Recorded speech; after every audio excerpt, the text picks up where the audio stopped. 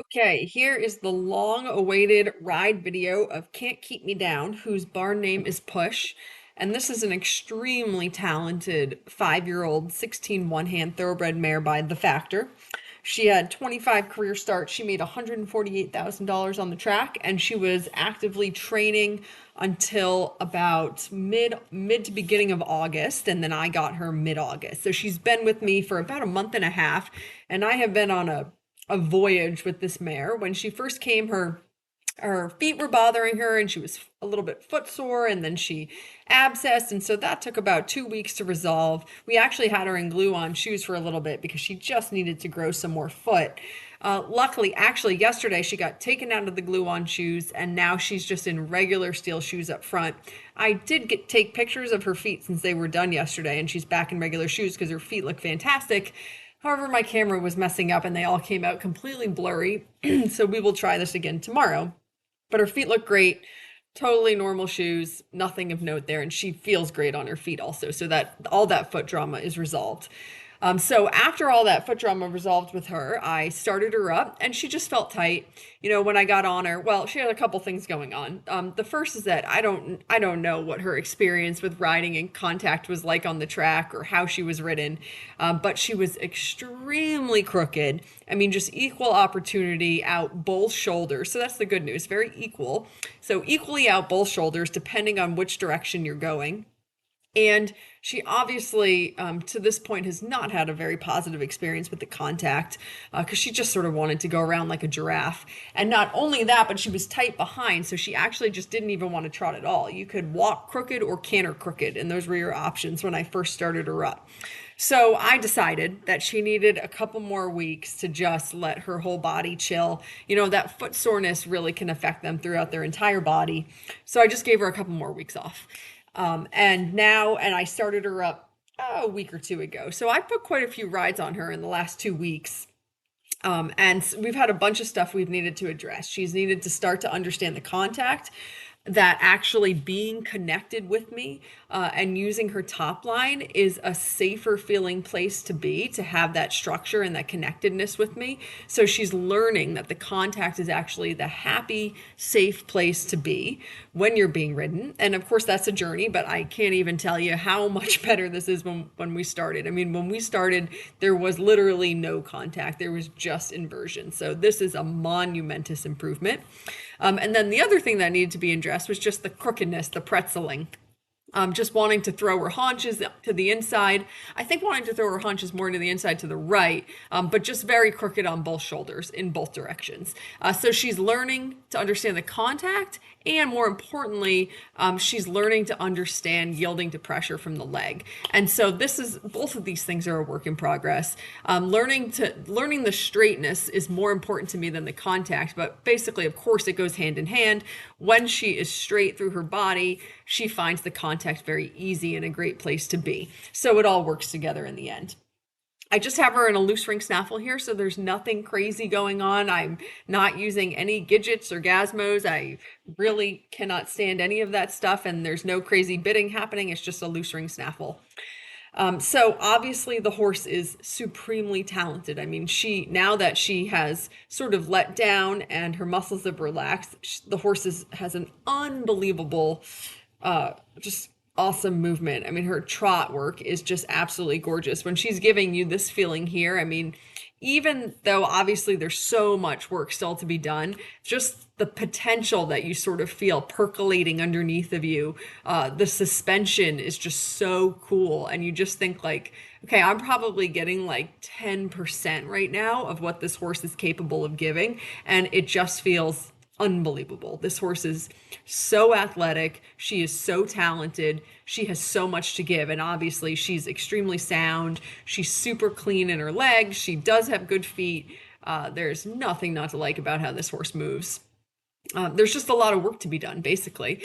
And she does not do anything dangerous. I've gotten on this horse a bunch of times. It doesn't matter what the weather's doing. There is no lunging required.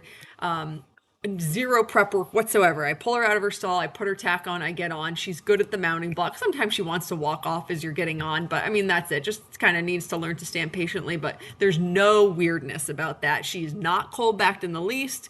There is zero bucking. There's certainly no rearing. I mean, she's not spooky. I ride her with my hounds out and they sort of meander around the ring. They're barking, they're chasing rabbits, all the things. She does not care about any of that. It is literally just that she has got to learn to trust these concepts of the contact is a happy, safe place to be, and just understanding the straightness through her shoulders, which of course will come by learning to some basic leg yielding and moving over from pressure. That when I use my leg, it doesn't just mean go forward. In fact, I rarely mean it to go forward.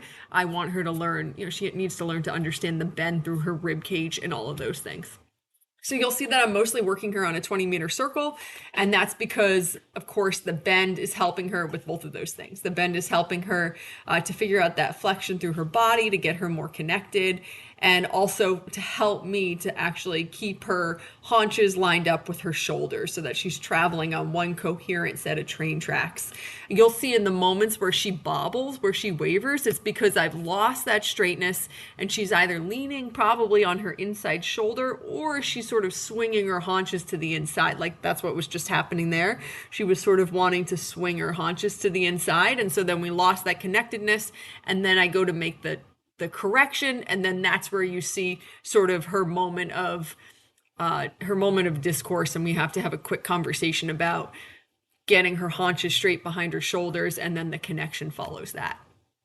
So what I see for this mare is that she needs a confident, patient, deliberate rider. There is nothing mean about this horse. There's nothing dangerous. As I know I've said a million times, but I just think the mare is so beautiful. She's so talented. She's super sound and clean. These are all wonderful things, but she needs someone who can confidently continue to bring her along. And I would like that person to not be in a huge rush. I think that the slow road is the right road for her. It usually is for more horses, but especially for horses like this who, for whatever reason, have had riding experiences in the past. And so here in the canter, clearly you can see the swinging the haunches to the inside. But anyway, yep, she needs a deliberate, patient rider with a plan. Obviously, I want someone who has experience working with young and green horses. It doesn't have to be thoroughbreds, but obviously this is not your, I haven't ridden in 20 years looking for your first restart horse. This is for somebody who feels very confident in their ability to deliberately bring a horse along. And I think that if you're that person, you're going to end up within a year or two just an absolutely magnificent horse, because she really has all of the pieces. She just needs to relearn a few things. And so I've gotten her the walk is obviously fine. It's good. In the trot work, we've made huge progress. The canter is the piece that I honestly haven't even spent any time cantering her. This is the first time I've ever actually tried to canter her, and I've probably ridden her about 10 times. I just feel like she's not even really ready yet to work on the canter. I cantered her today because obviously we're making a video, so I want to show where we're at in the canter. But honestly, I feel like she needs to figure out her flat work better in the walk and the trot. And then a lot of these things, these blips that you're seeing in the canter work, they will just naturally dissolve as she gets better in the walk and the trot. But basically, in the canter, she wants to swing her haunches to the inside. And so I'm trying to use the circle to help keep the bend, to keep her haunches to the outside. And so here, actually, she's giving me some really good moments. But it's just, it's just repetition. And she is getting it. She actually gets a lot better as this goes on. Like, that's pretty good there. She's not swinging her haunches to the inside.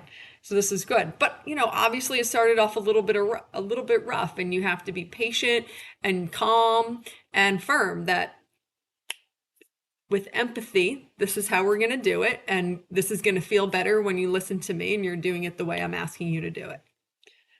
And actually, that's quite good. So yeah, considering that I've literally not spent any time cantering this horse, I actually thought that that was really good. So to the left, I have not been able to access her left lead canter. And I mean, I've only tried like once, which was this ride. But she's just a little too pretzely still to the left for me to get her on that left lead.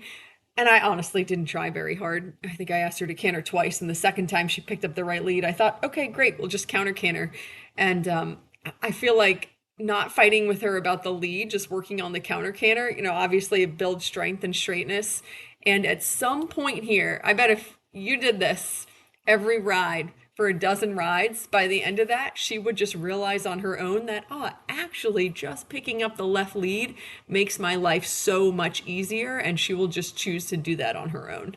And of course, as you improve the lateral work and the walk and the trot, she will also come to figure this out on her own. So this is not a horse I'm going to fight with. She's extremely smart and athletic and talented. And this is just a horse that I'm going to let arrive at the correct conclusion on her own time. And she will get there. And actually, she does some not too bad counter canter work there for a horse that's had 10 post track rides and had to come an awfully long way.